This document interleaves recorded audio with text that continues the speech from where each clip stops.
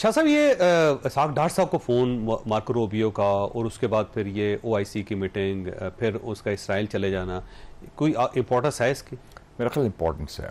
और ये फ़ोन किया था जब पाकिस्तान के एम्बेसडर ने UN में तकरीर ठीक, तो आसिम इफ्तिखार ने और बड़े अच्छी जानदार तकरीर की और बड़ा, मेरे ख्याल में it was one of the best speeches by Pakistan ambassador to the UN, ठीक, इजराइल की इशू। और उन्होंने गालिबन ये कहा होगा कि आप हाथ हौला रखें, आप एक कॉन्फ्रेंस भी हो रही है तो हम कोशिश कर रहे हैं कि सुलह सफाई हो जाए और कतर के भी जो तहफ़्फ़ुज़ात हैं हो जाए, तो आप ज़रा मेहरबानी करके, क्योंकि इस वक्त बोलने में भी पाकिस्तान सफ़े अव्वल में। एक तो है ना कि एक्शन लेना, वो तो बात की बात है ना, पहले बोलने तो बोल भी नहीं रहे लोग, बड़े कम बोल रहे हैं तो वो हाथ वाला रखा। बाकी उन्होंने बायलैटरल बात भी की होगी कि हम और तल्लुकात बेहतर चाहते हैं, आप कतर को समझाएं और आप एक मुस्बत रोल अदा करें कि उसमें जाके सबको इकट्ठा करें और मतलब हम भी रास्ता निकालते हैं, तो बेसिकली हाथ हौला रखें। मेरे ख्याल में that was a core message. और पाकिस्तान ने रखा होगा, आपका क्या ख्याल है उसके बाद? नहीं, पाकिस्तान ने तो जो किया है वो उनकी बात नहीं मानी। अगर वो पैगाम था, हमने तो वो किया जो हम पाकिस्तानी कौम चाहती है, हमने वो किया जो मुस्लिम उम्मा चाहता है, हमने वो किया जो कायद आज़म की सोच थी कि इजराइल का बनाना एक फितना है, एक नासूर है और उसको हम रिजेक्ट करते हैं। ठीक। अच्छा, आज मार्को रूबियो जब इसराइल में थे तो 3 उन्होंने मुतालबे किए। एक तो उन्होंने कहा कि जो हमास के पास यरगमाली हैं 45 पो और जो इसराइली लाशें जितने भी हैं, और जो लाशें हैं वो वापस की जाएं, एक तो इमीडिएटली मुतालबा है। दूसरा ये है कि हमास को मुकम्मल तौर पर उसके खात्मे का ऐलान कर दिया जाए, और तीसरा ये है कि उसके बाद फिर गजा की तरक्की स्टार्ट होगी। तो ये तो तीनों मुतालबात अजीबो गरीब से हैं। गजा की तरक्की से मतलब ये है कि वेस्ट वहाँ पे आएगा, अमेरिका आएगा या इसराइल आएगा। दूसरा, अगर उन्होंने यरगमाली भी छोड़ दी है तो फिर उसके बाद तो पूरे हमास को, गजा को ये मुकम्मल तौर पर कब्रिस्तान बना देंगे। इसमें असली जो खबर ये है कि 7 अक्टूबर 2023 को ये जंग आज़ादी, मैं तो कहूँगा लिबरेशन मूवमेंट है, क्योंकि हमास टेररिस्ट ऑर्गेनाइजेशन नहीं है, ये डेमोक्रेटिकली इलेक्टेड है। अभी टकर कार्लसन ने भी कहा कि इट्स अ पॉलिटिकल ऑर्गेनाइजेशन। और आपको याद होगा जब 2006 का इलेक्शन हुआ गाजा में, तो उस वक्त जिमी कार्टर इलेक्शन ऑब्जर्वर थे, उन्होंने कहा this is the freest election in the middle east, और उन्होंने कहा था कि हमास इज डेमोक्रेटिकली इलेक्टेड। तो अब 7 अक्टूबर 2023 को ही हुआ और नेतन्याहू ने कहा था मेरा एक पॉइंट एजेंडा है कि हम हमास को सफाई हस्ती से मिटा दें। अभी उस 7 अक्टूबर के दूसरा साल होने वाला है, तो अभी तक हमास की तंजीम ऑर्गेनाइजेशन कायम है, और जो मेरी इतलात है उनकी 30,000 की फौज थी, 15,000 शहीद हुए थे, वो 15,000 रिप्लेनिश हो गए। अब दोबारा 30,000 हो गए, और वो अभी तक कायम है, अपने सुरंगों में, गारों में छुपे हुए हैं और लड़ रहे हैं। या सिनवर जिसने शहीद हुआ, आपने देख ली वो वीडियो भी। और ये लोग तो 48 जो उन्होंने ये 45 रखे हुए हैं यरगमाल वाले लोग, तो वो तो कायम और दायम है। That shows the strength. इसमें शाह साहब जो बड़ी दिलचस्प, ये बड़ी इंपॉर्टेंट बात है। और दूसरी बात है कि जी हमास खत्म करे वो तो सवाल ही पैदा नहीं, तो आखिरी वक्त तक लड़ेंगे, वो तो सवाल ही पैदा नहीं होता। अच्छा, इसके अंदर देखें इसराइल ने पूरी फोर्स, और जो उसका मुतबादिल बना रहे हैं महमूद अब्बास, उसको तो वीजा ही आपने नहीं दिया न्यूयॉर्क का, जो आपका सरकारी PLO है, सरकारी फलस्तीनी है, न्यूयॉर्क ही जा सका, और न्यूयॉर्क को उनको इजाजत नहीं मिली वीजा की, तो फिर क्या रह गया आप? तो ये बेबुनियाद है मुतालबा, अनएक्सेप्टेबल है और ये रिजेक्ट हो जाएगा। ठीक है। अच्छा, इसमें शाह साहब एक जो सूरत हाल है वो ये है कि इसराइल इतनी ज़्यादा इन्विजन के बावजूद, इतनी टेक्नोलॉजी के बावजूद, इतना जुल्म के बावजूद, तो पूरी वेस्टर्न फोर्सेस के साथ होने के बावजूद 40 किलोमीटर का इलाका कब्जा आज तक नहीं कर सका।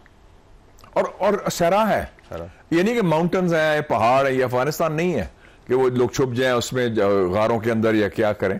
ये तो बड़ा डेजर्ट है, खुले आसमान में, लाख बंदा मार के वो कब्जा नहीं कर सकता। 2,80,000 बाय द वे जो लेटेस्ट फिगर्स आए हैं, जिससे टोटल फेमिन बेस से भी और मेडिकल जख्मी सारी मिला के कैजुअलिटीज जो है 2,80,000। तो आप ये देख लें कि इतना जुल्म बर्बरीत के बावजूद वो कौम खड़ी हुई है। तो ये तो अब भी अगर मुस्लिम उम्मान के साथ खड़ी नहीं होती तो फिर इसका मतलब ये है कि मुस्लिम उम्मा को उम्मा नहीं कहना चाहिए। और फिर आप चॉइस अब एक और चीज होगी फिर उसके नतीजे में, फिर OIC अरब लीग फारग है, फिर आप तैयार हो जाए नेक्स्ट राउंड की जो असली जंग है ज़ायनिज्म वर्सेस पैन इस्लामिज्म, जो एक फाइनल जंग होनी है। हाँ, ज़ायनिज्म जिसमें मैं हिंदुत्व को भी शामिल कर, आरएसएस के वो भी एक ही है ना, फर्स्ट कजन है ना, आइडियोलॉजिकल, वो मुस्लिम दुश्मन है।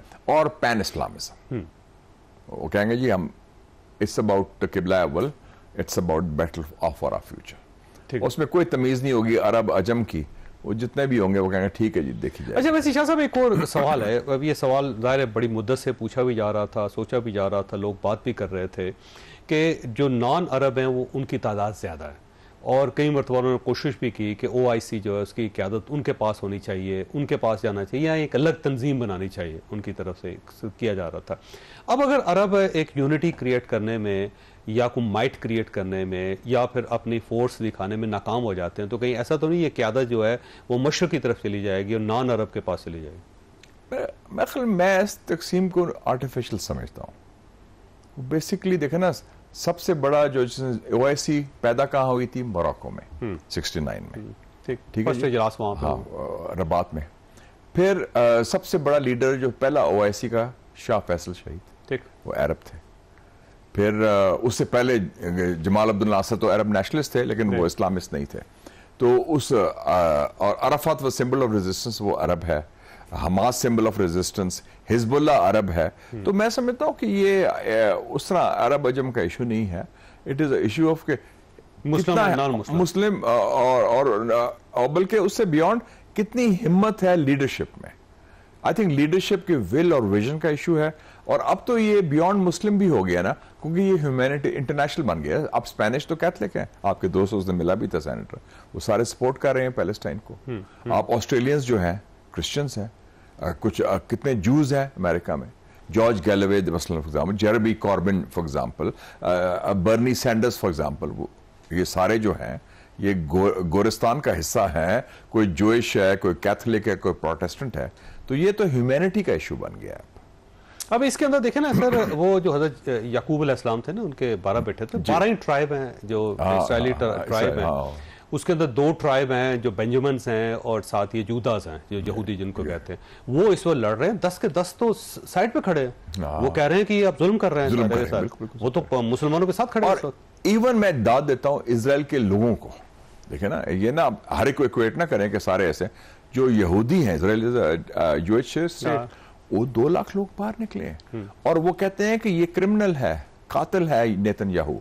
और नेतन्याहू को मालूम है कि the day the war ends वो फारग है।